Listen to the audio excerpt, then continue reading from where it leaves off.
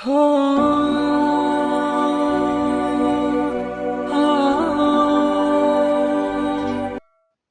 تم ان کے پاس جاؤ گے تو تم سے عذر کریں گے، تم کہنا کہ عذر مت کرو، ہم ہرگز تمہاری بات نہیں مانیں گے۔ اللہ نے ہم کو تمہارے سب حالات بتا دیے ہیں، اور ابھی اللہ اور اس کا رسول تمہارے عمل کو دیکھیں گے، پھر تم غائب و حاضر کے جاننے والے کی طرف لوٹائے جاؤ گے، تو جو عمل تم کرتے رہے ہو وہ سب تمہیں بتائے گا۔ جب تم ان کے پاس لوٹ کر جاؤ گے تو تمہارے روبرو اللہ کی قسمیں کھائیں گے تاکہ تم ان سے درگزر کرو، سو ان کی طرف توجہ نہ دینا، یہ ناپاک ہیں، اور جو کام یہ کرتے رہے ہیں ان کے بدلے ان کا ٹھکانہ دوزخ ہے۔ یہ تمہارے آگے قسمیں کھائیں گے تاکہ تم ان سے خوش ہو جاؤ، لیکن اگر تم ان سے خوش ہو بھی جاؤ گے تو بھی اللہ نافرمان لوگوں سے خوش نہیں ہوتا۔ دیہاتی لوگ پکے کافر اور پکے منافق ہیں، اور ایسے ہیں کہ جو احکام شریعت اللہ نے اپنے رسول پر نازل فرمائے ان سے واقف ہی نہ ہو پائیں، اور اللہ جاننے والا ہے، حکمت والا ہے۔ اور بعض دیہاتی ایسے ہیں کہ جو کچھ خرچ کرتے ہیں اسے تاوان سمجھتے ہیں، اور تمہارے حق میں مصیبتوں کے منتظر ہیں، انہی پر بری مصیبت واقع ہو، اور اللہ سننے والا ہے، جاننے والا ہے۔ اور بعض دیہاتی ایسے ہیں کہ اللہ پر اور روز آخر پر ایمان رکھتے ہیں، اور جو کچھ خرچ کرتے ہیں اس کو اللہ کی قرب اور پیغمبر کی دعاؤں کا ذریعہ سمجھتے ہیں۔ دیکھو، یہ بات بلا شبہ ان کے لیے موجب قرب ہے، اللہ ان کو عنقریب اپنی رحمت میں داخل کرے گا، بے شک اللہ بخشنے والا ہے، مہربان ہے۔ جن لوگوں نے سبقت کی یعنی سب سے پہلے ایمان لائے، مہاجرین میں سے بھی اور انصار میں سے بھی،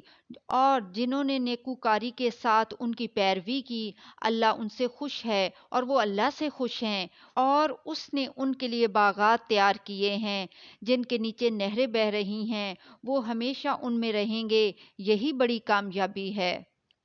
اور تمہارے گرد و نواح کے بعض دیہاتی بھی منافق ہیں، اور بعض مدینے والے بھی نفاق پر اڑے ہوئے ہیں، تم انہیں نہیں جانتے، ہم جانتے ہیں، ہم ان کو دوہرا عذاب دیں گے، پھر وہ بڑے عذاب کی طرف لوٹائے جائیں گے۔ اور کچھ دوسرے لوگ ہیں کہ اپنے گناہوں کا صاف اقرار کرتے ہیں، انہوں نے اچھے اور برے اعمال کو ملا جلا دیا تھا، قریب ہے کہ اللہ ان پر مہربانی سے توجہ فرمائے، بے شک اللہ بخشنے والا ہے، مہربان ہے۔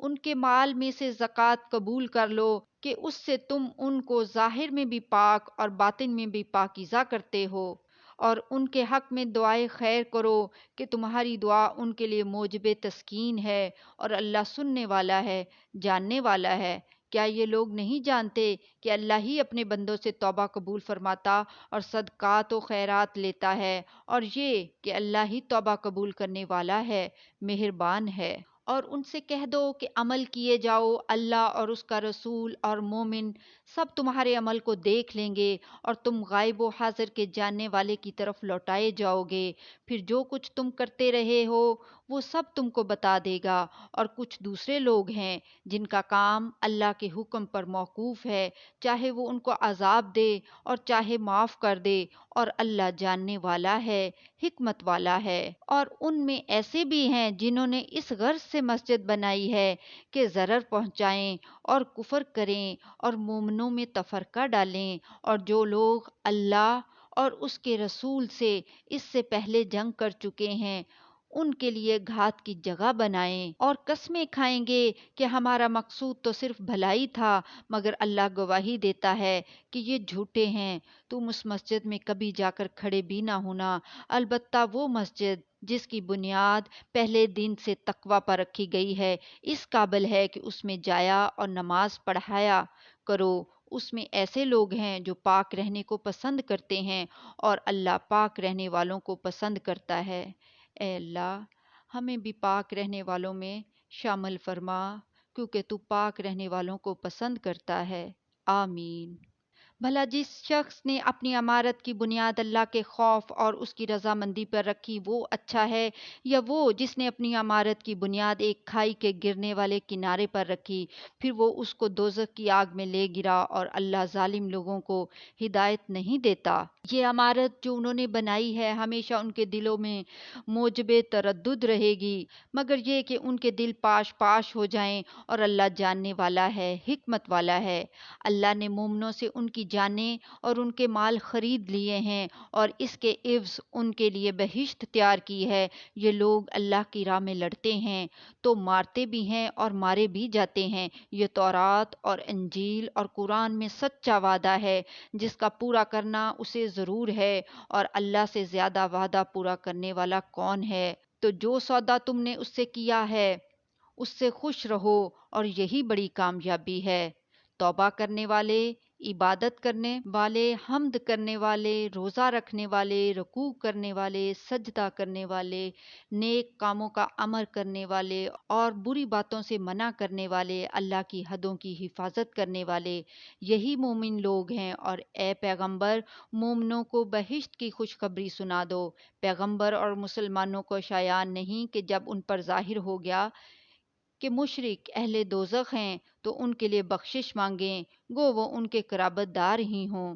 اور ابراہیم کا اپنے باپ کے لیے بخشش مانگنا تو ایک وعدے کے سبب تھا جو وہ اس سے کر چکے تھے، لیکن جب ان کو معلوم ہو گیا کہ وہ اللہ کا دشمن ہے تو اس سے بیزار ہو گئے۔ کچھ شک نہیں کہ ابراہیم بڑے نرم دل اور متحمل تھے، اور اللہ ایسا نہیں کہ کسی قوم کو ہدایت دینے کے بعد گمراہ کر دے جب تک ان کو وہ چیز نہ بتا دے جس سے وہ پرہیز کریں۔ بے شک اللہ ہر چیز سے واقف ہے۔ اللہ ہی ہے جس کے لیے آسمانوں اور زمین کی بادشاہت ہے، وہی زندگانی بخشتا اور وہی موت دیتا ہے، اور اللہ کے سوا تمہارا کوئی دوست اور مددگار نہیں ہے۔ بے شک اللہ نے پیغمبر پر مہربانی کی اور مہاجرین اور انصار پر، جو باوجود اس کے کہ ان میں سے بعضوں کے دل پھر جانے کو تھے، مشکل کی گھڑی میں پیغمبر کے ساتھ رہے، پھر اللہ نے ان پر مہربانی فرمائی۔ بے شک وہ ان پر نہایت شفقت کرنے والا ہے، بڑا مہربان۔ اور ان تینوں پر بھی جن کا معاملہ ملتوی کیا گیا تھا، یہاں تک کہ جب زمین باوجود فراغی کے ان پر تنگ ہو گئی اور ان کی جانیں بھی ان پر دوبر ہو گئیں، اور انہوں نے جان لیا کہ اللہ کی گرفت سے بچنے کے لیے کوئی جائے پناہ نہیں مگر اسی کی طرف رجوع کرنا، پھر اللہ نے ان پر مہربانی کی تاکہ توبہ کریں۔ بے شک اللہ توبہ قبول کرنے والا ہے، مہربان ہے۔ اے اہل ایمان، اللہ سے ڈرتے رہو اور راست بازوں کے ساتھ رہو۔ اہل مدینہ کو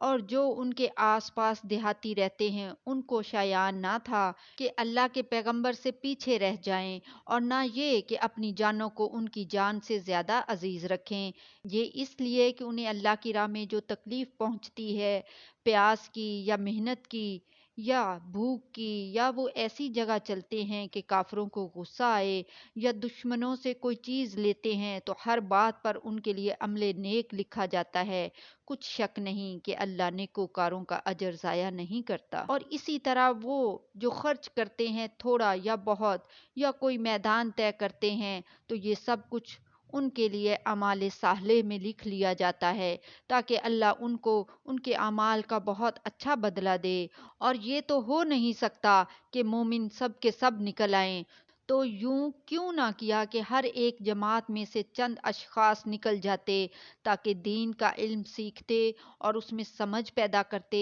اور جب اپنی قوم کی طرف واپس آتے تو ان کو ڈر سناتے تاکہ وہ بھی محتاط ہو جاتے۔ اے اہل ایمان، اپنے نزدیک کے رہنے والے کافروں سے جنگ کرو، اور چاہیے کہ وہ تم میں سختی پائیں، اور جان رکھو کہ اللہ پرہیزگاروں کے ساتھ ہے۔